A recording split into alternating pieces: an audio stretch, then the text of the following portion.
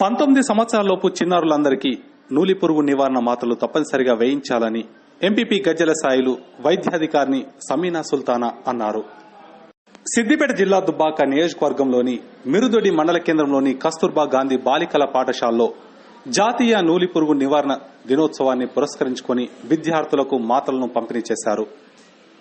ఈ సందర్భంగా వారు మాట్లాడుతూ విద్యార్థుల్లో రక్తహీనత వ్యాధి ఏర్పడకుండా ఉండడంతో పాటు నూలి పురుగుల నివారణకు మాత్రలు ఎంతగానో దోహదపడతాయని తెలిపారు. ప్రతి స్కూల్లో ప్రతి హాస్టల్లో ప్రభుత్వం చేపడుతున్నటువంటి నిర్ణయంలో ఇది చాలా గొప్ప విషయం అనేది ఎంపీగా నేను తెలియజేస్తున్నాను.